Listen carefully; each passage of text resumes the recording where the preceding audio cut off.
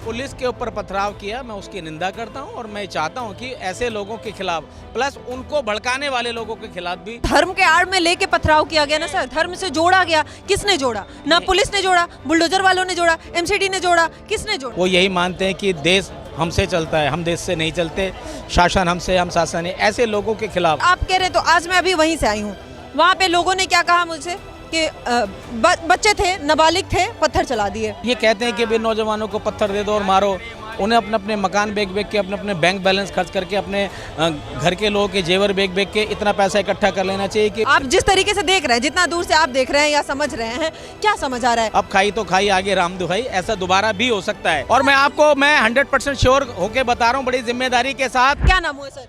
Advocate Suresh Kumar. अच्छा, क्या कहेंगे? कोर्ट का तो आदेश आ गया है, 2 महीने का वक्त इनको मिला है, सर्वे जारी है, अवैध अतिक्रमण हटाने की बात हो रही है। अभी तुगलक गेट पे भी हमने देखा अतिक्रमण हटा, लेकिन उस अतिक्रमण हटने में क्या हुआ, जिस तरीके से कानून पे पथराव हुआ, वो भी देखा। कैसे देखते हैं? वो अभी जो इससे पहले डेमोलिशन की एक्टिविटीज हुई, वो तुगलक गेट नहीं, तुर्कमान गेट पर हुई। तुर्कमान गेट, हाँ, तुर्कमान रामलीला मैदान के पास। देखिए, हमारे देश में न्यायालय, न्यायपालिका तो सर्वोच्च है और सभी को न्यायपालिका के आदेश का और न्यायपालिका का सम्मान करना भी चाहिए। लेकिन यहाँ अगर हम एक बात को देखें ना, अगर मैं इसको हिंदू, मुस्लिम, बीजेपी, कांग्रेस, आम आदमी पार्टी से हटकर अगर मैं इस बात को देखता हूँ, तो मैं देखता हूँ कि पहले अतिक्रमण होने क्यों देते हैं। मेरा अपना मानना ये है, being an advocate and civilised person, मेरा मानना ये है कि एनक्रोचमेंट या कोई भी इलीगल कंस्ट्रक्शन वो रातों रात नहीं होते, या मैं ये कहूँ स्पष्ट शब्दों में कि बिना लिए दिए नहीं होते।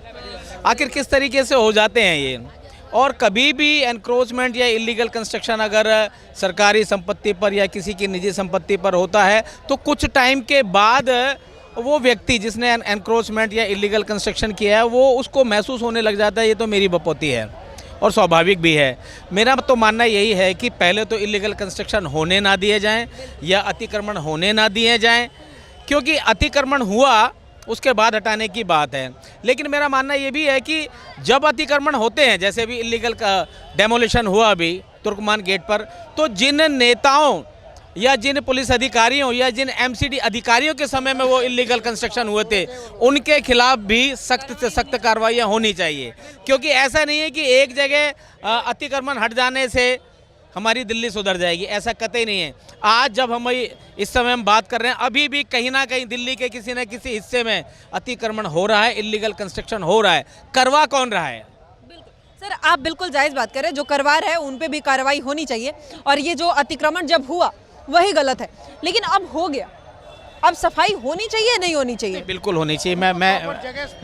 मैं उस बात के लिए मैं कह रहा हूँ कि न्यायपालिका और न्यायपालिका का आदेश सर्वमान्य है, और सभी व्यक्ति को, मैं एक जाति धर्म से ना जोड़कर, मैं आप जाति धर्म की बात कर रहे हैं तो आपको बता दें कि यहाँ पे जो कंप्लेन लेके गए थे यहाँ के लिए, वो मुस्लिम जाति से ही थे। ये अतिक्रमण हटाने के लिए वही किए हैं कंप्लेन। तो अब उसके बाद ये कोई जाति विशेष की बात नहीं है, ये इलीगल इंक्रोचमेंट की बात है। मैंने अपने इन शब्दों को इसलिए बोला क्योंकि भी तुर्कमान गेट पर अभी जो अवैध निर्माण हटाया गया, उसमें न्यूज़ के माध्यम से हम लोगों ने, प्रत्यक्ष तो हम लोग नहीं आ पाए क्योंकि पुलिस ने पूरी घेराबंदी की हुई है।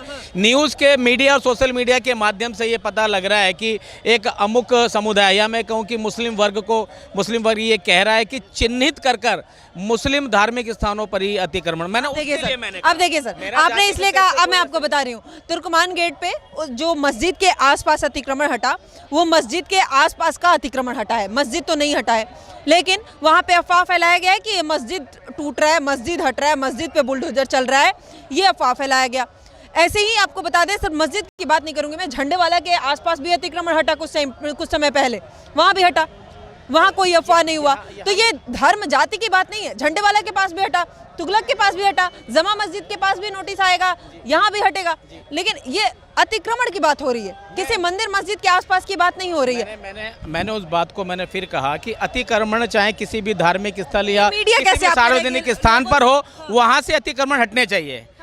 लेकिन अगर आप अभी जैसा आपने कहा कि वहाँ पर लोगों ने धार्मिक भावनाओं को भड़काने का प्रयास किया, ये कहकर कि मस्जिद तोड़ी जा रही है, ऐसा कतई नहीं था।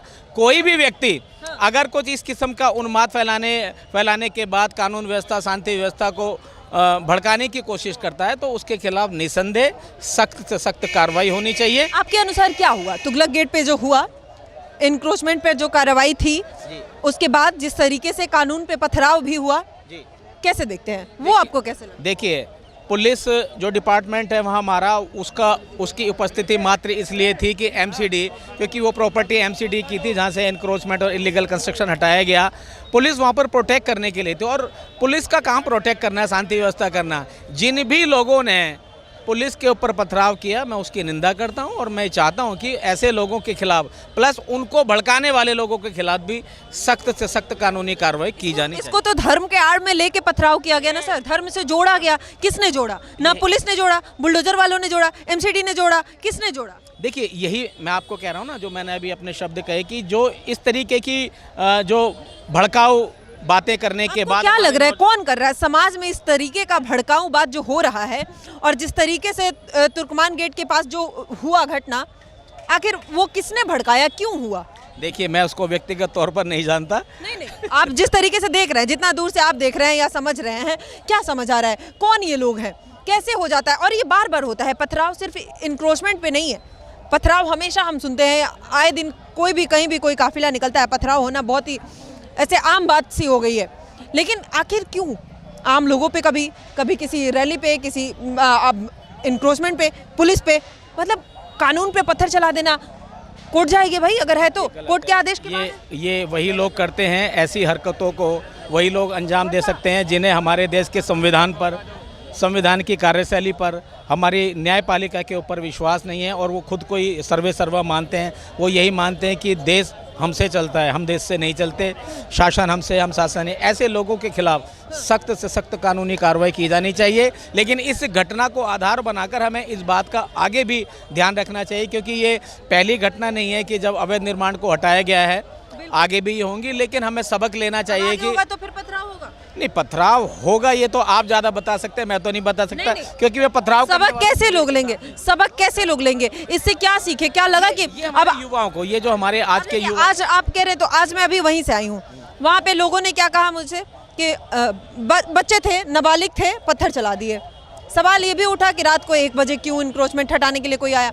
लेकिन सवाल ये भी तो है कि रात को 1 बजे 200 बच्चे, आप कह रहे हैं नाबालिग है, नाबालिग 200 बच्चे रात को इकट्ठा हो गए पत्थर लेकर।